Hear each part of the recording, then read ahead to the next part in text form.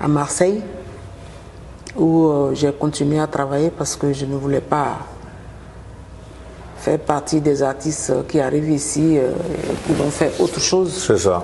Donc j'ai commencé par créer un théâtre. Voilà. Vous êtes revenu à vos premiers amours. Oui, oui, j'ai créé un lieu parce que ça n'existait pas.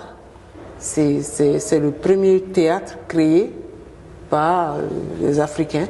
Super. Donc on a créé ce théâtre avec M. Koulibaly Keleti. Voilà. Tous les deux, on a monté ce lieu pour programmer d'autres artistes. Voilà, c'était un autre challenge. À Marseille. À Marseille. Du coup, vous arrivez à Marseille en quelle année?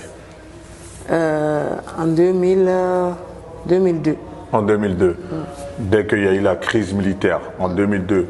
Lorsque vous arrivez, c'est vrai, vous dites, bon, je ne veux pas abandonner mes premiers amours, il faut que je reste toujours dans le monde artistique. Mais avant tout de même de prendre votre envol, je me dis, il faut quand même, c'est l'Europe. Il faut s'installer, il faut s'insérer, il faut s'intégrer. Vous n'avez pas eu à faire de petits boulots, vous êtes resté focus sur votre voie? Non, moi, je vous l'ai dit, moi j'ai commencé très jeune. C'est vrai que je suis allée à l'école, mais j'ai pas fait autre chose de ma vie. Voilà. Donc je savais faire que ça, et je me suis dit, il n'y a pas de raison que nous les artistes africains, on arrive ici et qu'on ne puisse pas continuer à travailler, à faire ce que nous avons l'habitude de faire. Donc on a d'abord commencé par faire un théâtre. Puisque j'écris, je mets en scène. Donc, j'ai commencé à écrire aussi. J'écrivais déjà là-bas, de toute façon, à mettre des choses en scène moi-même et faire des spectacles itinérants. Et ensuite, on a créé ce lieu, ce théâtre. Parce qu'il fallait que l'Afrique, quand même, ait un lieu. Même si c'était une case, parce que moi, je me dis que c'est par la culture qu'on peut mieux connaître un peuple. C'est vrai, on nous voit ici, des Africains, mais on nous connaît mal. Et c'est à travers notre culture que je pense qu'on pouvait nous connaître. Donc vous êtes portée tout de suite comme ambassadrice de cette culture, voilà, que vous avez portée de par votre talent, votre art. Mais ça vous a pris combien de temps tout de même avant de commencer à avoir des rôles majeurs? Il faut dire que quand je suis arrivée, au début, ils ont voulu me proposer des petits rôles. J'ai dit non, que moi je suis une tête d'affiche. Je ne vois pas pourquoi je viendrais jouer les second rôle. Les figurations ici. C'est ça. Parce que je dis que le monde ne s'arrête pas ici. Il faut que les gens d'ici sachent que il y a des choses qui se passent ailleurs. C'est ça. Et que, bon, on ne va pas venir recommencer la vie ici. Voilà. Ici, ça doit être une suite logique de ce qu'on a appris. Donc, voilà, j'ai dû... Voilà. Vous êtes resté campé sur vos positions. Vous vous êtes dit, tant que je n'ai pas de rôle à ma dimension, je ne jouerai pas. Voilà. Donc, au début, c'était... Ah, mais elle... Ben, j'ai dit oui. C'est pas grave si je ne joue pas ici. Mais je ne vais pas venir recommencer... ma carrière à zéro ici, non? Et ce premier rôle majeur, il s'offre à vous dans quelle production? Alors, une fois, il y avait... j'ai vu un casting et je suis allée. Bon, la directrice du casting m'a vu arriver, elle m'a dit « Ah, mais... je dis, moi j'ai lu, je corresponds, je pense que je peux le faire. Ok. Maintenant, si vous voulez que j'ai les yeux bleus, j'ai pas les yeux bleus, je suis noire, mais je peux le faire. » Donc, elle était un peu gênée. parce qu'on ne m'a pas dit de couleur. Voilà. Donc, voilà. J'ai dit, laissez-moi quand même essayer. Après, vous allez essayer vos blondes comme vous voulez. Mais je suis une comédienne. Et l'annonce disait quoi par rapport à ce casting? L'annonce décrivait juste le rôle. Ok. Voilà. Dans le rôle, qu'est-ce qu'il fallait jouer comme, il fallait camper comme rôle? Ben, une femme. Une femme, bon, ils ont décrit son âge, qu'est-ce qu'elle devait faire et tout. Et ben, moi, je suis allée au culot. Et voilà. Et je dis, c'est pas vous qui décidez, laissez-moi passer le casting. Le réalisateur décidera. Donc, c'est comme ça que j'ai fait le casting. Et après, le réalisateur... Vous a retenu? Il a dit oui, et pourquoi pas, parce que voilà. Et c'est comme ça que vous décrochez ce premier rôle majeur. C'était quoi, dans un long métrage, dans une série, c'était un téléfilm, enfin c'était quoi le format? C'était un téléfilm à l'époque. Ok. Et vous avez fait combien d'apparitions dans ce téléfilm? Enfin, c'était un rôle en tout cas. Ok. Mais vous avez pu jouer là-dedans. Oui, oui. Et c'est comme ça les choses décollent. C'est ça. Et après, vous vous retrouvez sur quelle autre production majeure? Après, il y a d'autres qui ont suivi, voilà, d'autres longs métrages, séries, et voilà, jusqu'à aujourd'hui. Et vous êtes toujours là-dedans. Et là, vous venez de tourner dans Marchand de Sable. Voilà, qui est en salle. Qui est en salle. Une belle production, grosse production. J'ai vu avec Serge. Je viens de finir un autre à Marseille. Ok. Voilà, avant d'enchaîner sur Lupin. Voilà. Sur Lupin. Vous incarnez le rôle de la mère de Omar Sy, Mariama Diop. Le secret. On n'a pas le droit d'en parler. Oui, on ne va pas rentrer dans les détails, mais c'est une grosse production forcément qui jette la lumière. Gaumont, oui. Gaumont, c'est une grosse production tout de même. Une production américaine, voilà. Franco-américaine, voilà. Comment on arrive à décrocher un tel rôle? Ben, j'étais là un jour, en plein Covid. Il y a mon agent qui m'a envoyé un casting. Et comme c'était le Covid, on l'a fait en ligne. Je l'ai envoyé, on l'a envoyé. Et après, ils ont demandé à me voir une fois. Et bon, ensuite, moi, je suis partie.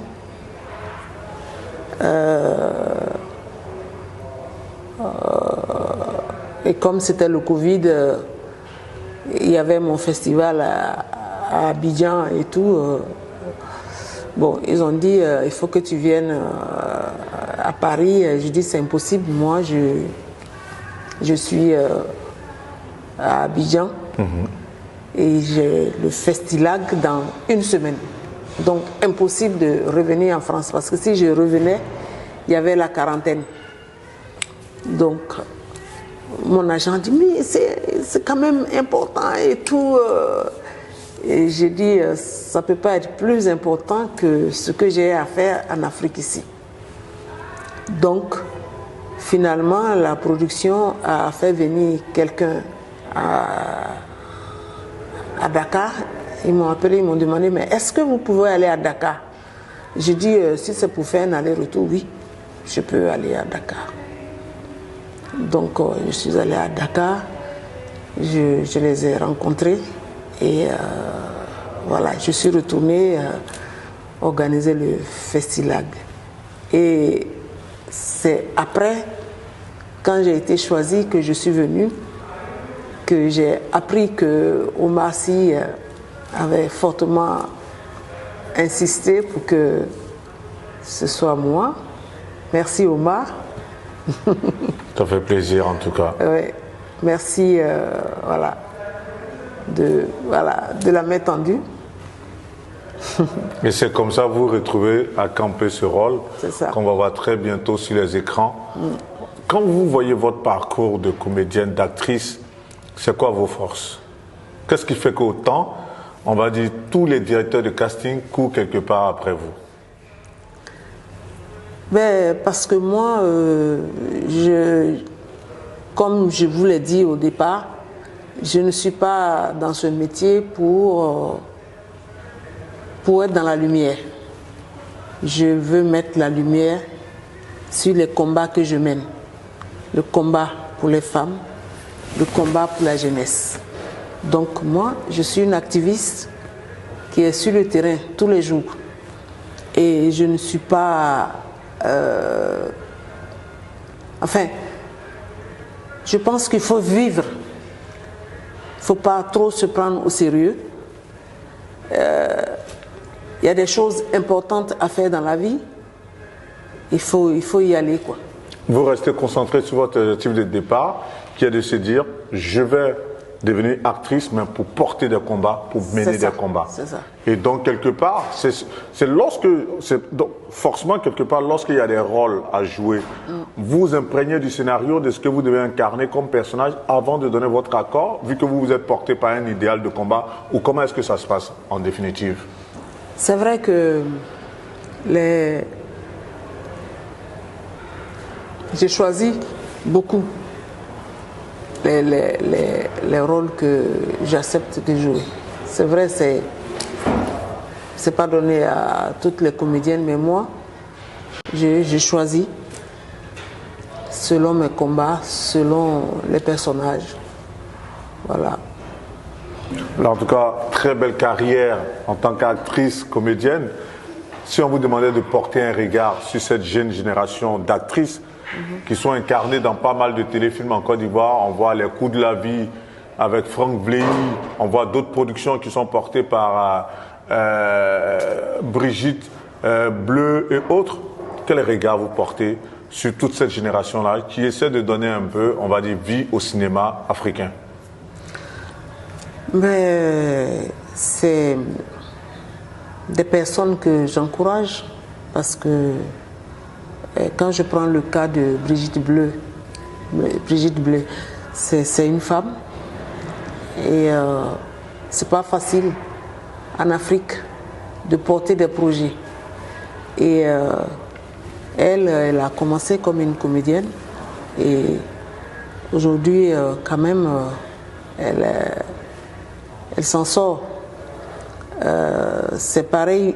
En tout cas, les choses commencent à bouger beaucoup du côté du pays.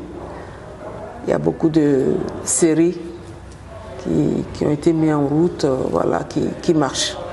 Vous dites, je suis venu à ce métier parce que je veux porter un combat, je veux porter des combats, je veux, fonction de mon aspiration de la société, porter des messages. Et pourtant, le contraire, ce qu'on voit, vous à contrario, vous ne voulez pas être à la lumière. Ce qu'on voit avec les jeunes filles qui incarnent cette nouvelle génération, c'est qu'elles cherchent plus la lumière.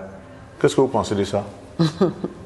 C'est vrai que je vois des jeunes filles qui me disent « Ah, mais on veut être comédienne. » Oui, tu veux être... on veut faire du cinéma. Mais pourquoi? Mais pourquoi, ma chérie, pourquoi tu veux faire du cinéma? Ben parce qu'on veut être connu, on veut être une star. Je dis non, ça, on ne le fait pas déjà pour ça. Voilà, c'est un métier, d'abord. Il faut savoir pourquoi on va là-bas. Donc, c'est une autre génération, on va dire. Mais si un message à leur faire passer, ce serait quoi? Le métier que nous faisons est un métier passionnant et difficile. Réfléchissons bien avant d'y aller et n'y allons pas que pour être connus. La popularité, ça vient après parce qu'il y a beaucoup d'appelés et peu d'élus. Si on y vient parce qu'on cherche une célébrité, on risque de se brûler les ailes. C'est clair. C'est vrai qu'on parle de la nouvelle génération, mais il y a cette génération intermédiaire dont vous étiez les dévancières qui sont incarnées. Cette génération est incarnée par des dames comme Akissi Delta, Adrienne Coutouan, Éléonore Kwame qui ont brillé à travers des téléfilms aussi. Quel regard aussi sur cette génération? C'est une belle génération qui a beaucoup donné à notre culture parce que à leur temps quand même c'était pas évident. Quand je prends le cas de Akissi Delta, que je respecte, qui est une femme qui n'est pas allée à l'école et voilà, qui a pu faire la carrière qu'elle a aujourd'hui. C'est une personne qu'il faut saluer. Justement, avec ma famille, elle a plus ou moins apporté une certaine révolution parce que grâce à elle, on a vu en lumière pas mal de comédiens comme Gou Michel, comme Bouhiri, comme Digwe Cravate et autres. Est-ce que vous suiviez en tout cas ce téléfilm-là, Ma famille? Et si vous suiviez, qu'est-ce que vous a plu dans ces petites histoires un peu communes qui sont du fait du quotidien de tout Ivoirien, de tout Africain? Comment est-ce que vous avez suivi tout ça de loin? Ben, c'est des choses qui parlent de nos réalités et c'est en tout cas c'est quelqu'un que je respecte beaucoup parce que d'où elle est partie et arriver là où elle est, c'était pas évident. Le départ, c'était pas du tout gagné. C'est en cela que je dis que l'Afrique doit faire confiance en la jeunesse. L'Afrique doit faire confiance aux femmes. À ses talents surtout aussi. Voilà, aux femmes, parce que ce sont elles qui portent l'Afrique. Vous venez de me donner deux exemples, Akissi Delta, Brigitte Bleu, et il y en a des milliers. Et je viens de rencontrer une dame tout à l'heure qui vient de créer sa marque de parfum. Et des femmes comme ça polluent toute l'Afrique. Mais seulement, on ne leur donne pas les chances qu'il faut pour... voilà.